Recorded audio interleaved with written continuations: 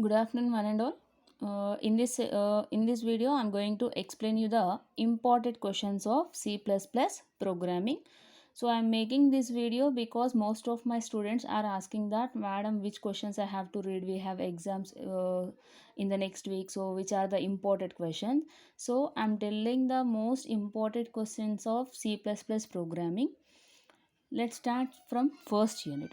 So in the first unit we have the syllabus that what is mean by oops. So what are the uses of oops, how we are implementing that in the C++ is in the first unit. So out of that first unit we have the question like explain oops concepts and benefits. So for this question we have to write the answer that OOPS features like class, object, inheritance, data abstraction, encapsulation, polymorphism. So all these things we have to write with the subheadings, and its benefits also we have to write. The next question is explain operators in C++. So the same operators we have in C language also, like arithmetical, relational, logical, comparison, bitwise, all those operators with the examples we should explain. Next question is what are the differences from C and C++? So what the major differences we have between C and C++ we have to write. Next, explain about functions and its types. So functions are of two types, user defined functions, predefined functions. Again, user defined function also we can write in many ways. Four ways we can write, like call by value, call by reference. All those topics are very much important, right? Now come to the second unit. In this, we have the concept of data handling, that means data abstraction and encapsulation. In the first question in that important is explain about the classes and objects with the help of the examples. So for this we should write that what is mean by class, what is mean by object, how we write the class, that means syntax of the class, syntax of the object with one example program. So that is enough for the long answer. Next question is explain constructors and its types. So these constructors and its type is very much more important answer. Why? Because we have very important things in this. So we have different kinds of constructors: copy constructor, default constructor, constructors with parameters. So we have different types of constructors. We have to write 2-3 lines of definition for each and every constructor, and with the help of a program. So more programs if you include, that means that you know the concept very well. So each and every concept explain with a simple program so that examiner will understand that you know the subject. Next we have how memory is allocated dynamically in C++. So here for this answer we should specify the keywords like new and delete. So these two keywords are useful in dynamic memory allocation. So memory allocation is new keyword, the garbage collection uses delete keyword. So these are the two important other questions in this. Next we come to the third unit, that is what is inheritance, explain its types with examples. So this is very most important damn sure question. Why? Because half of the chapter will cover in this only. So what is mean by inheritance, how we need this inheritance, why we need this inheritance. Inheritance is nothing but what?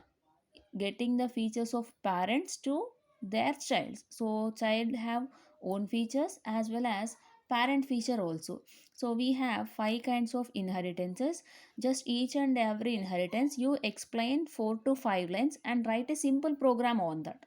So C++ mostly covers with the help of the programs only. So take simple programs, not complicated programs. Simple, you take a class, you take a derived class, just in that classes just add a method like a function, display function, add function, simple functions you take and write the programs. And the next one is explain about overloading and its types. We have two types of overloadings like function overloading and operator overloading. So just define the function overloading and operator overloading with the examples, like simple programs you can write, or what just overloading part also you can write. So explain binary and unary operator overloading. So in operator overloading we have two kinds of operator overloading: binary operator overloading, unary operator overloading, that we have to explain. And the last one is what is the reusability, how you can achieve in C++. So this reusability also comes for the concept of inheritance only. Reusability means what? Already some code is there, some program is there that you have to reuse again in the same program, so that we call it as reusability. That reusability you can achieve with the help of the inheritance. So that is the unit 3 imported questions.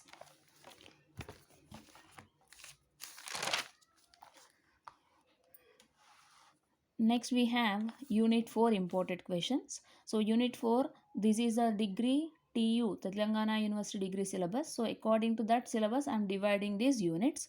So unit 4 is somewhat lengthy unit. Okay, so in this lengthy unit, so first we have the first question is what is virtual function, and explain what is meant by pure virtual functions with examples. So if you know the definition of virtual function, then the pure virtual function is very easy, right? So everything, whatever the questions I am writing here, all those to be explained with example only, so that you will be read very easily. You'll get good marks also. What is polymorphism? Explain its example using virtual classes. So polymorphism means one person will act as a student, son, brother, cousin, like that. So one person acting as a many things. Similarly, one function is going to act many things, like many situations. One function will act as many situations. That means one function is going to perform the actions differently at regarding the different situations. That means what? Add function adds two numbers if we give two numbers, add function add three numbers if we give three numbers. Being same function, it is acting as a addition of two numbers, addition of three numbers also. Next we have what is abstract class. The next question comes, what is abstract class, and explain a program how pointer is defined for the derived class. So this is also a simple answer. If you know mean by polymorphism, how to define a virtual class, how to define a pure virtual function, then this will be very easy, right? Now abstract class means what? Abstract class contains a pure virtual function. If a virtual function, if you define as a function equals to 0, if you define a function definition with equals to 0 without defining the function body, just function declaration equals to 0, if you specify, that we call it as a pure virtual function. If a class contains a pure virtual function, that we will call it as abstract class. Next, explain formatted unformatted console input output operations. Explain about the stream classes in CPP. So according to the syllabus, these three questions are related to one chapter. These two questions are related to second chapter. So anyhow you have options, right? So if you want to just pass marks, either go for these three questions or these two questions just for pass. But if you want to get a good marks, read all the questions of the imported questions. Okay, now, and the last one is the what is exception, and explain try and catch blocks with the exception arises with the help of a program. So exception is nothing but a error. So for example, I am giving the values of a and b. This is a simple example for the exception handling. I am defining b is equals to 0. I want to find out the c value. Now c is nothing but a by b. So if you write a by b, if you divide 2 with 0, whatever the error you get, so that error we call it as a exception.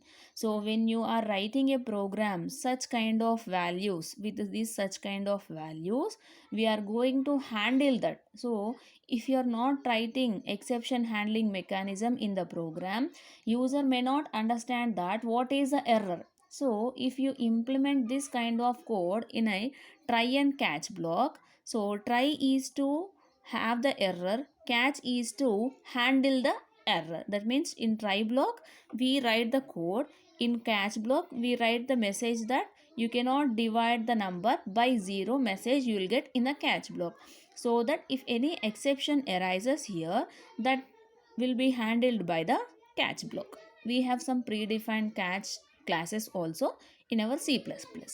Next we have defined data structures and its types, right? So this data structures is a very most important answer. This is also, this first question is from first unit, this remaining all four questions are from second unit. If you want to pass, either go with this topic completely or go with this top completely. So from these two questions any one question will come, that means first chapter one question, second chapter one question will come. So you can go through any one of the chapter. This is just I'm explaining just to pass only, but if you want to get a good marks you have to read completely, right?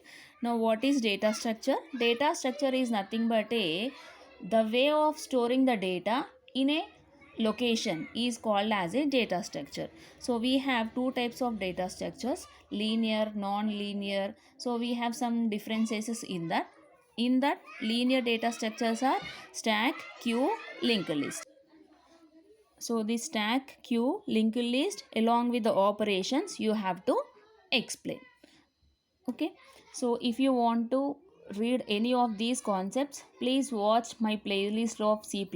I have created videos for the C++ language, so you can watch my playlist for the topics. If you have any doubts, please comment me in the comment section.